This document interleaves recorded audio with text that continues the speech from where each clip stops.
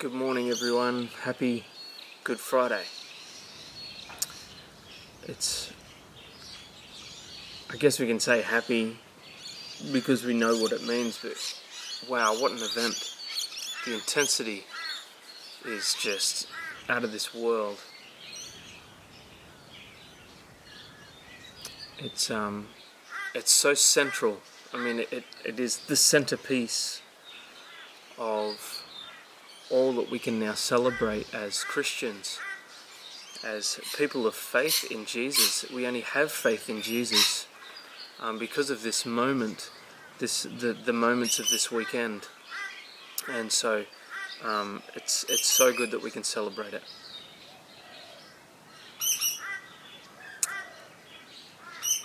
I had last week one of those creative, creative urgy thingy.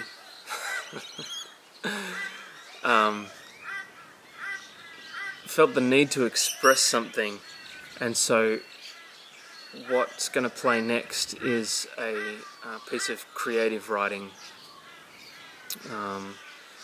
Recorded it, spoke it, and it's a reflection on, I guess, the gravity of what Jesus accomplished at Good Friday. And so the recording it goes for 11 minutes, a bit over 11 minutes, so it's not something that you can just stare at the screen and try and take it all in. You need to get into a kind of a meditative space, a space of contemplation. Listen to the words. Like if you need to do a colouring in while listening, or if you want to just lie down and listen. It's one of those things, there's a lot of words in it, and so you won't necessarily take it all in, but have an attitude of wanting to just receive different pieces. Something may jump out at you, and just reflect on that. Don't worry if you miss some of it, but it's not something to watch. It's just something to listen to, let it wash over you. And my hope and my prayer is that there's something in it that speaks to you of how incredible Jesus is, that he would go to the cross for you, that he would take that penalty for your sin upon himself so that you could be forgiven. And so get comfortable and just receive whatever God might want to say to you through this. Jesus. It wasn't a new name. It wasn't unique. It didn't command attention or hold mystique. It wasn't noticed by the prestigious, the ambitious. It didn't seem auspicious or propitious. Jesus. Ordinary, commonplace, quotidian. Jesus.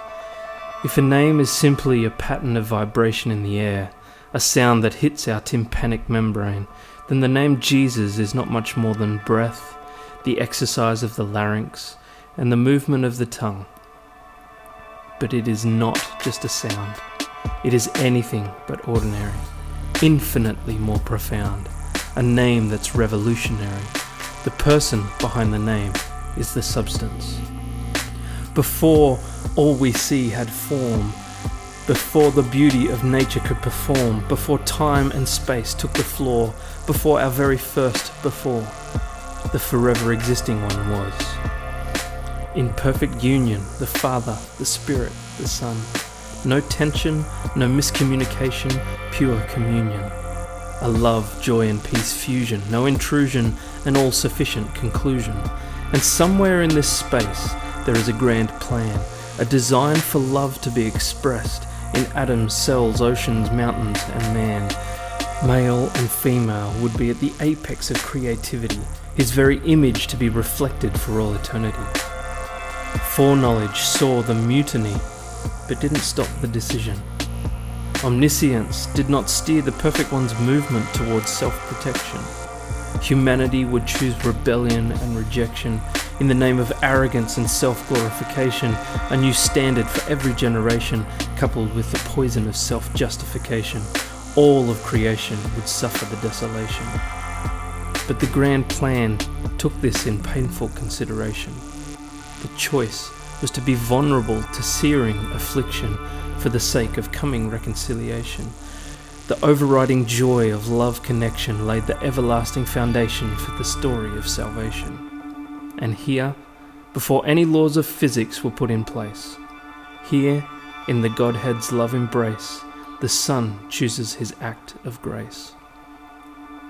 When the time reaches its fulfillment, he would step into the limitations of his creation, subjecting himself to the containment of a small and weak incarnation.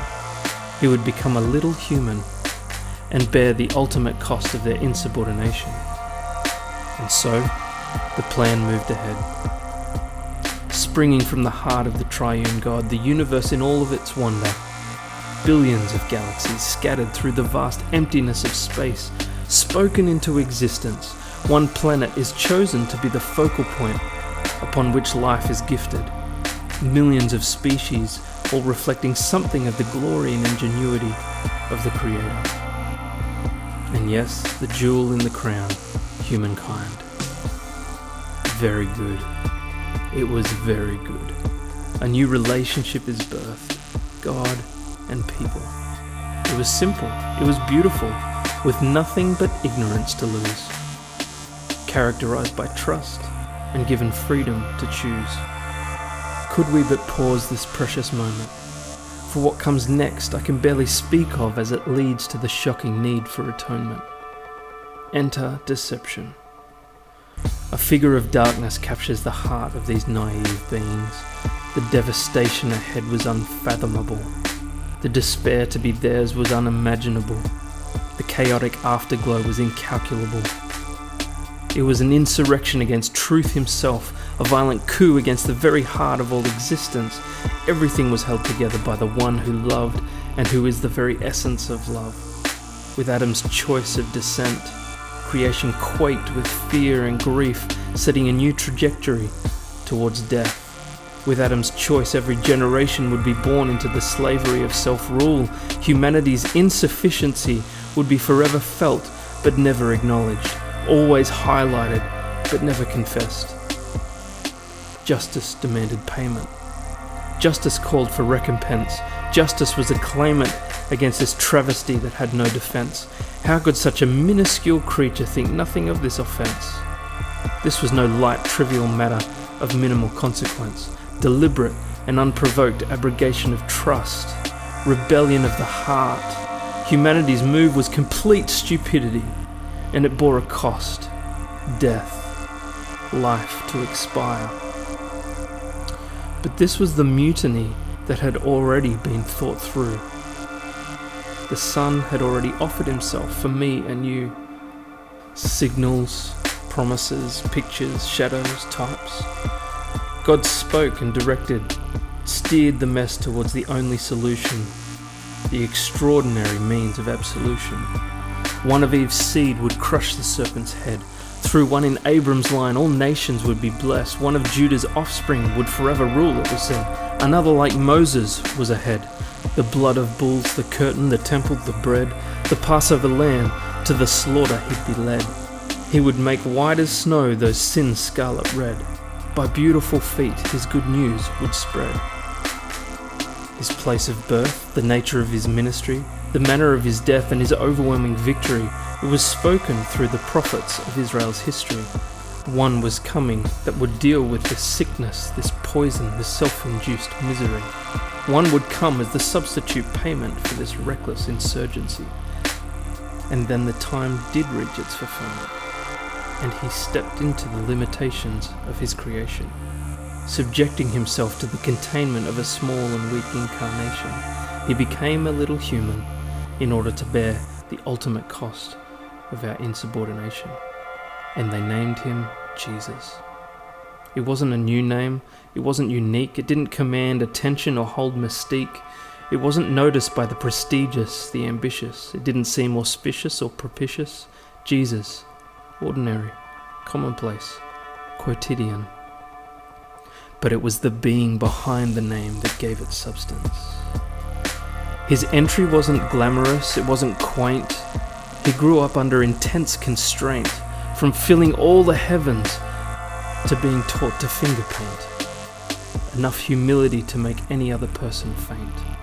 He had no beauty or majesty to attract us to him, nothing in his appearance that we should desire him. For 30 years, very few even knew about him, but entrusting himself to what was in the human heart was abhorrent to him. For he came for a clear purpose and reason. He was not floating or drifting, not tossed about by every thought season. His focus was set before intermolecular cohesion, and he would see it through to the point of completion. To testify to the truth is why he came. The truth of humanity's sickening shame, and the truth of God's undeserved, unreserved favour he would proclaim. To bind the broken-hearted, release those imprisoned by inescapable darkness. To the bruised reed and the smouldering wick he was harmless. He spoke of hope and light. He gave the blind their sight. He healed sickness and disease. The most horrifically tormented he would appease. The authority with which he taught was like heaven's juggernaut. What manner of person is this? Jesus, the breaker of the laws of nature. But the fallen race could not handle him. At first they were moved and even excited, but they became confused and violent. They were too nearsighted. Sight so near it defined narcissism. The problem from the start, no concept of real altruism. He was despised and rejected, familiar with pain and suffering. Like one from whom people hide their faces, we held him in low esteem. But he was pierced for our transgressions. He was crushed for our iniquities. He himself bore the punishment that brought us peace. By oppression and judgment he was taken away. Yet who of his generation protested? For he was cut off from the land of the living. In his place the freedom of a murderer was requested. The sacrifice of the perfect human for that pitiful, ungrateful race. Enemies were extended unheard of measures of grace. Mercy and truth are met. Innocent blood paying the unpayable debt. And heaving his last breaths on that sordid cross, he didn't waver in his faithfulness to his agenda. For the joy set before him, to death he would surrender. Bringing many sons and daughters to glory was the whole point of this salvation story. And when life was slipping from its very author, his final words declared a whole new order.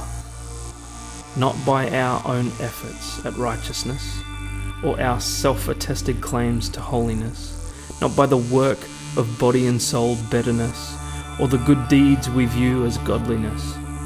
The new order, announced by his laboured sentence, was that faith in his work alone leads us to forgiveness. As his vision grew darker, he knew it was done, a blood payment from the one and only Son. It is finished. Jesus. It wasn't a new name, it wasn't unique, it didn't command attention or hold mystique, it wasn't noticed by the prestigious, the ambitious, but it was auspicious, it truly was propitious. Jesus, extraordinary, outstanding, supernatural. Jesus, no other name carries the same weight. Jesus, to him I happily abdicate. To him be the glory, his name will I forever elevate. Jesus.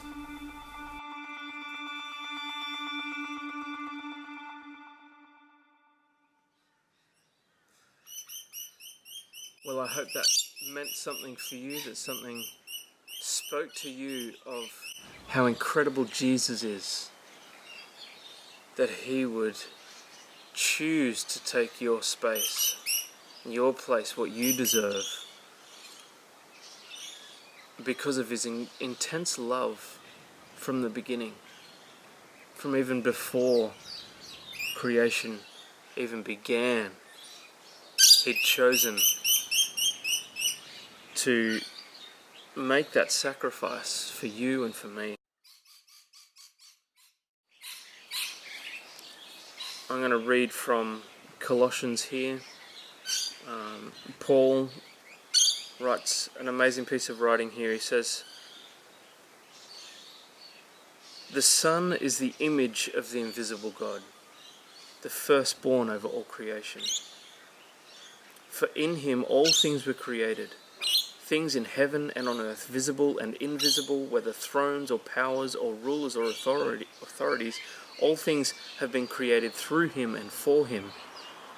He is before all things, and in him all things hold together. And he is the head of the body, the church. He is the beginning and the firstborn from among the dead, so that in everything he might have the supremacy. For God was pleased to have all his fullness dwell in him, and through him to reconcile to himself all things, whether things on earth or things in heaven, by making peace through his blood shed on the cross. Once you were alienated from God, and were enemies in your minds because of your evil behavior. But now he has reconciled you by Christ's physical body through death, to present you holy in his sight, without blemish and free from accusation. If you continue in your faith, established and firm, and do not move from the hope held out in the gospel."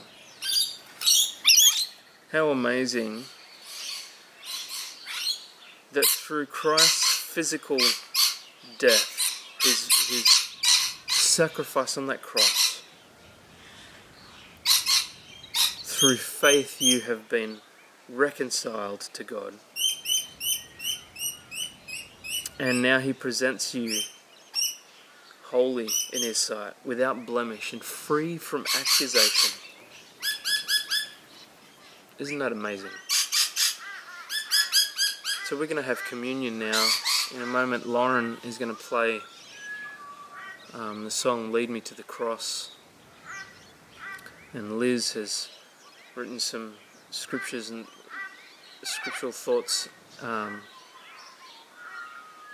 over the top of the song as she sings.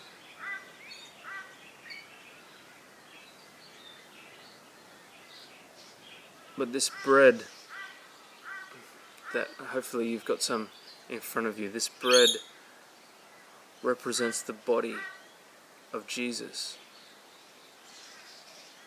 the one who is before all things, who chose to become human. His body was broken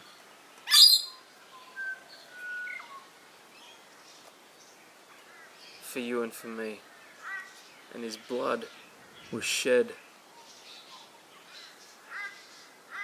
for our forgiveness.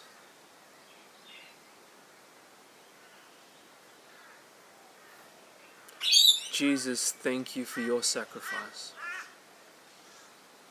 Thank you that you would do this for us, that you allowed your body to be broken, you allowed your blood to be shed, so that we could be forgiven and washed clean, our sins whiter than snow. And now, because of your death, Jesus, we are reconciled to God through faith, so that now we're holy in your sight, without blemish and free from accusation. Thank you.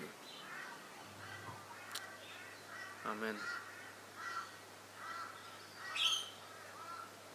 So as this next song plays from Lauren, let's eat and drink together in remembrance of Jesus.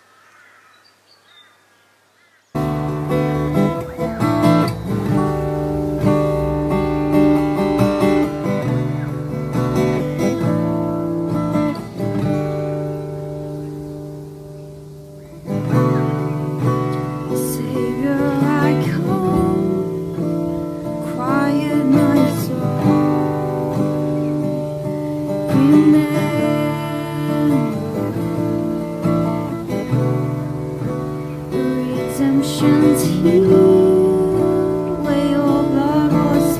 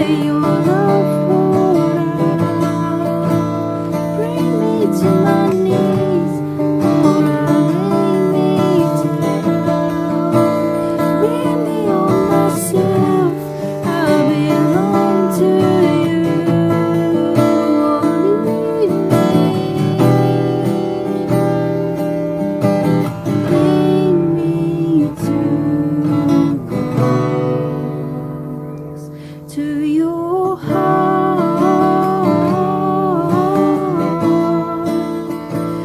to your heart.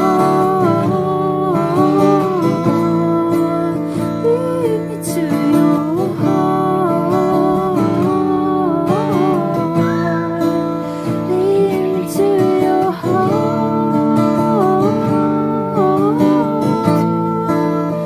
Lead me to the cross where your love poured out. Bring me to my knees, Lord, I lay me down. Bring me on myself, I belong to you. Oh, lead me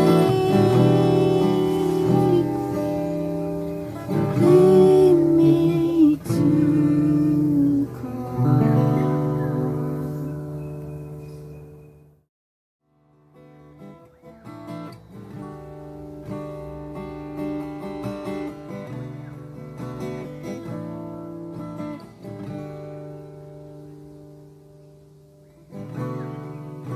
the Savior, I come, quiet my soul. Remember,